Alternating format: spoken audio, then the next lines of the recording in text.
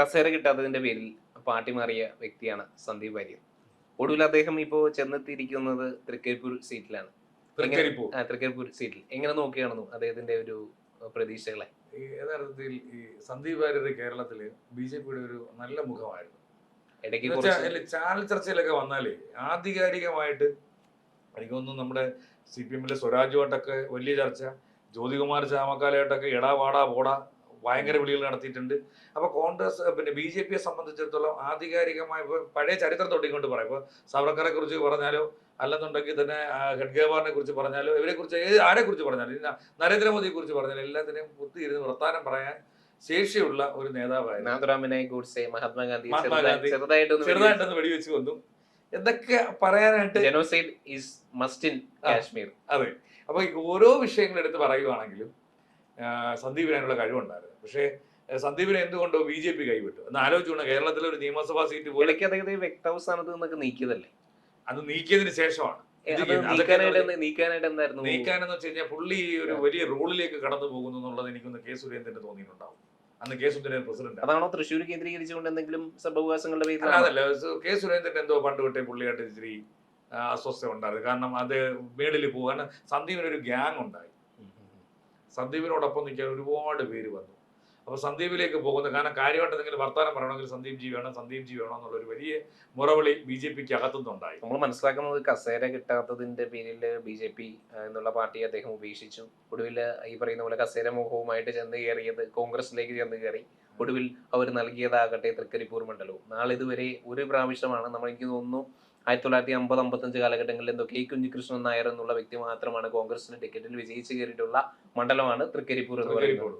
ആ മണ്ഡലത്തിലേക്കാണ് കോൺഗ്രസ് അദ്ദേഹത്തിന് ടിക്കറ്റ് നൽകിയത്. അപ്പൊ എനിക്ക് തോന്നുന്നു യഥാർത്ഥത്തിൽ വീണ്ടും കോൺഗ്രസ് അദ്ദേഹത്തെ BJPയിലേക്ക് തന്നെ മടക്കി അയക്കാനുള്ള പ്ലാനാണ്. ഇല്ല, വളരെ ആവേശത്തോടു കൂടിയാണ് ആ മത്സരം ഏറ്റെടുത്ത് സന്ദീപ് അവിടെ എത്തിയേക്കുന്നതെന്ന് എനിക്ക് മനസ്സിലായി. കാര്യം ഈ നമുക്ക് ഓരോരുത്തർ പറയുമ്പോൾ തന്നെ മനസ്സിലാവല്ലോ, കയറി ഇന്നുകൊണ്ട് വർത്തമാനം പറയുമ്പോഴും. പിന്നെ മാത്രമല്ല ഇന്ന് വരെ കാണാത്ത ഒരു സ്വീകാര്യത. നമ്മൾ പാലക്കാട് രമേശ് പിഷാരുടെ പേര് പറയുന്ന പോലെ കേരളത്തിൽ ഉറ്റുനോക്കുന്ന ഒരു മണ്ഡലമാണ് ഇപ്പൊ തൃക്കരിപ്പൂർ.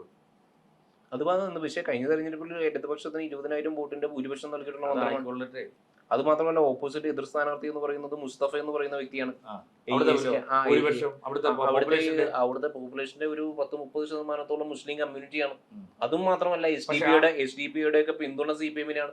ഇതെല്ലാം മറികടന്നുകൊണ്ട് അദ്ദേഹം ഇതിനെല്ലാം മറികടക്കുമെന്ന് തോന്നുന്നുണ്ടോ? 100% മറികടക്കുമെന്ന്. ആ ഒരു കാര്യത്തിൽ സന്ദീപിന്റെ ഒരു പ്രകടനവും അതുപോലെ തന്നെ സന്ദീപിനെ കുറിച്ചുള്ള വാർത്തകളും എല്ലാം വന്നു കയറിക്കൊണ്ടിരിക്കുന്നപ്പോ അങ്ങനെ ആ മണ്ഡലത്തിൽ അവിടെ പിന്നെ BJPക്ക് പ്രത്യേകിച്ച് സ്വാധീനവും കുറവാണ്.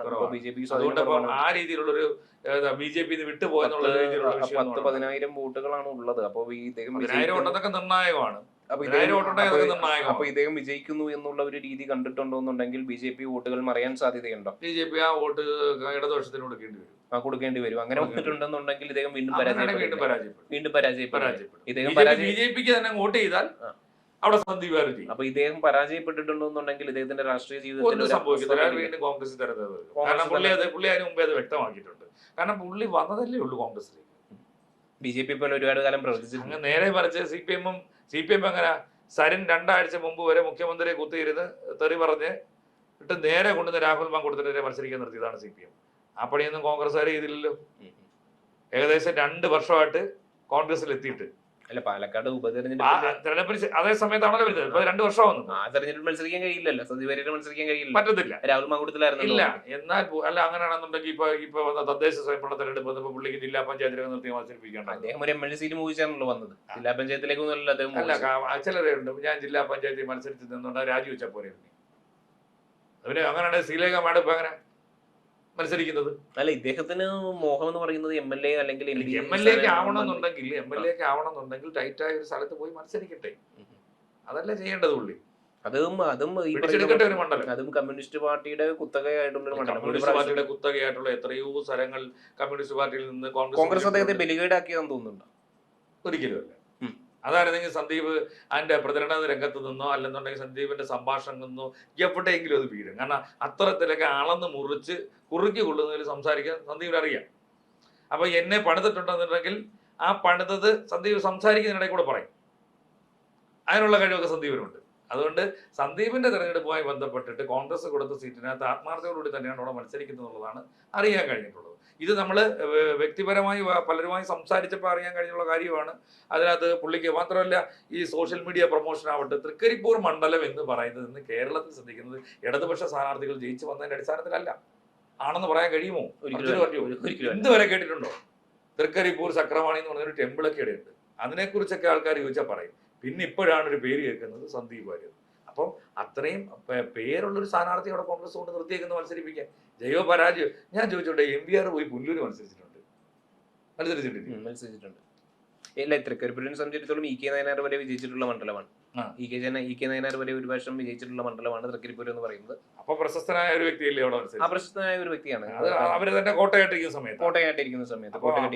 പക്ഷെ ഇവിടെ കൊണ്ടുവന്ന് മത്സരിപ്പിക്കുന്ന കേരളത്തിൽ കോൺഗ്രസ് അവിടെ കൊണ്ടുവന്ന് മത്സരിപ്പിക്കുന്ന ആരെയാ? AK ആന്റണി ഒന്നുമല്ലല്ലോ, ഉമ്മൻചാണ്ടി ഒന്നുമല്ല. അവരാരും ഇല്ലല്ലോ ഇപ്പൊ മത്സരരംഗത്ത്. ഉമ്മൻചാണ്ടി ആൾറെഡി പോയി.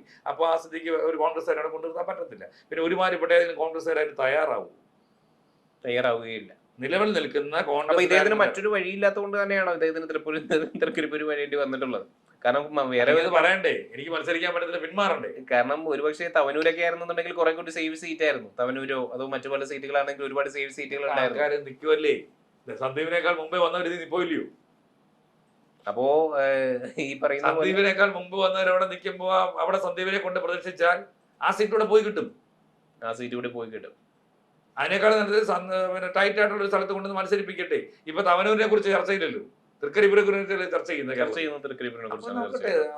അദ്ദേഹം അത് മാത്രമല്ല, ആദ്യമായിട്ട് കോൺഗ്രസിൽ ജോയിൻ ചെയ്തപ്പോഴും അദ്ദേഹം ആദ്യം സന്ദർശിച്ചത് പണക്കാട് തറവാടായിരുന്നു അല്ലെ? അതെ. അപ്പൊ മുസ്ലിം വോട്ടുകളൊക്കെ ഭിന്നിക്കത്തൊന്നുമില്ല. പ്രത്യേകിച്ച് മാത്രമല്ല, മുസ്ലിം ലീഗിന്റെ പിന്തുണ കിട്ടത്തില്ല. മുസ്ലിം ലീഗിന്റെ പിന്തുണ ഉണ്ട്, പക്ഷേ കോൺഗ്രസ് സ്ഥാനാർത്ഥിയല്ലേ പുള്ളി. അതെ, കോൺഗ്രസ് മുസ്ലിമിന്റെ പിന്തുണ കിട്ടും, പക്ഷേ SDP പിന്തുണ ഉണ്ടാവും. SDP എന്ന് പറയുന്നത് സത്യം പറഞ്ഞാൽ അവരുടെയൊക്കെ പിന്തുണ, അവരെയൊക്കെ കുറച്ച് വർഗീയ നിലപാടുള്ള ആൾക്കാര്, പിന്നെ സാധാരണ മുസ്ലിം സമൂഹത്തിൽ നിന്ന് മാറി നടന്ന് വേറെ രീതിയിൽ ചിന്തിക്കുകയും പ്രവർത്തിക്കുകയും ചെയ്യുന്ന ഒരു ടീമാണ്. അവന്മാരെ ഇലക്ഷൻ വരുമ്പോൾ 5000-6000 അത് ഞാൻ ചോദിച്ചോട്ടെ, നമ്മുടെ ഇടയിൽ എല്ലാം കുഴപ്പം പിടിച്ച ആൾക്കാർ വന്ന് അവർക്ക് വോട്ട് ചെയ്യാതിരിക്കാൻ പറ്റില്ല.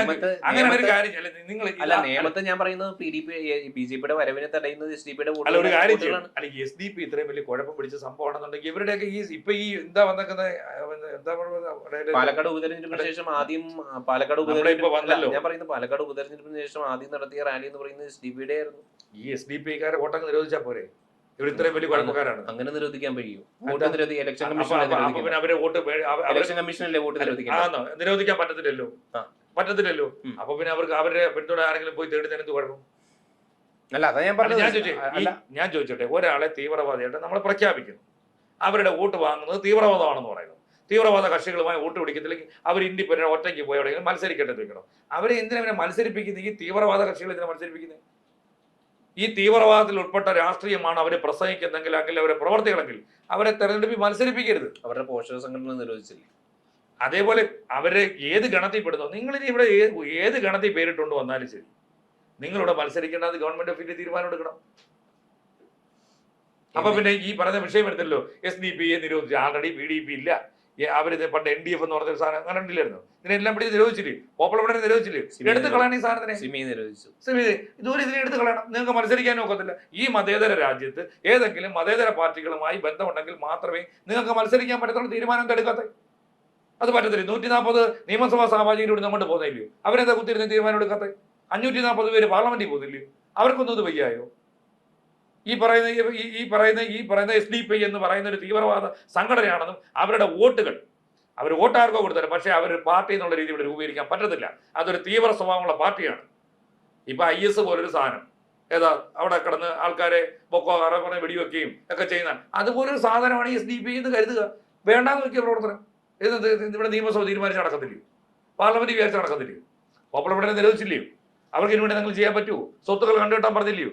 SDP-യെ നിരോധിച്ചേക്കണം. അതിന് ഇലക്ഷൻ കമ്മീഷൻ ഒരുപാട് മാനദണ്ഡങ്ങളുണ്ടല്ലോ. ഒരു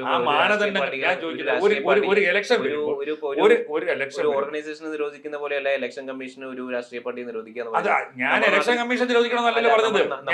നമ്മുടെ നാട്ടിൽ എത്ര രാഷ്ട്രീയ പാർട്ടികൾ നിരോധിച്ചിട്ടുണ്ട്? പോപ്പുലർ ഫ്രണ്ട് നിരോധിച്ചിട്ടുണ്ടാവും, NDF നിരോധിച്ചിട്ടുണ്ടാവും. അതൊക്കെ സാംസ്കാരികമായിട്ടുള്ള ഓർഗനൈസേഷൻസ് ആയിരുന്നു. അല്ലാതെ ഏത് പൊളിറ്റിക്കൽ പാർട്ടിയാണ് നമ്മൾ നിരോധിച്ചിട്ടുള്ളത്? മാറി എന്നിട്ടല്ലേ ഈ പറയുന്ന SDP ആയി മാറിയത്? നിങ്ങൾ സമാനമായ ഒരു രീതിയിലും ഇത്തരത്തിലുള്ള സംഘടനകളെ പേരിട്ട് നിങ്ങൾക്ക് ഇന്ത്യയിൽ ഇങ്ങനെ പറ്റത്തില്ല. നിങ്ങൾ ഈ മുസ്ലിം ലീഗിന്റെ ഭാഗമാകും, അല്ലെന്നുണ്ടെങ്കിൽ നിങ്ങൾ കോൺഗ്രസ്സുകാരാകും. തീവ്ര സ്വഭാവമുള്ള ഒരു സംവിധാനത്തെ എടുക്കത്തില്ല. അല്ലെങ്കിൽ നിങ്ങൾ തീവ്ര സ്വഭാവം, നിങ്ങൾ SDP അല്ലേ അഭിമന്യുവിനെ കൊലപ്പെടുത്തിയത്? ആ നിമിഷം എന്തുകൊണ്ട് നിരോധിക്കാൻ ഇവിടുത്തെ CPM തീരുമാനം എടുത്തില്ല? എന്നിരുന്നാലും ഇവരെയൊക്കെ വേണം, ഈ രാഷ്ട്രീയക്കാർക്ക് ഇവരെ വേണം. അവിടെ എവിടെയും പോയി കുത്തിത്തിരിപ്പ് ഉണ്ടാക്കാനും പണ്ട് ഈ അമേരിക്ക ഇപ്പൊ ചെയ്തുകൊണ്ടിരിക്കുന്ന പോലെ ആയുധം വിൽക്കാൻ വേണ്ടി പാകിസ്ഥാനെ പോയി മുട്ടുക, പിന്നെ അപ്പുറത്ത് പോയിട്ട് പാലസ്തീനിൽ പോയി മുട്ടുക, ഇതുപോലുള്ള പണികൾ ചെയ്യും രാജകച്ചവടം നടത്താൻ വേണ്ടി. അതുപോലെ ഇവർക്കൊക്കെ രാഷ്ട്രീയമായ നിലനിൽപ്പിന് വേണ്ടിയാണ് SDP പോലുള്ളവരെ വെച്ചോണ്ടിരിക്കുന്നത്.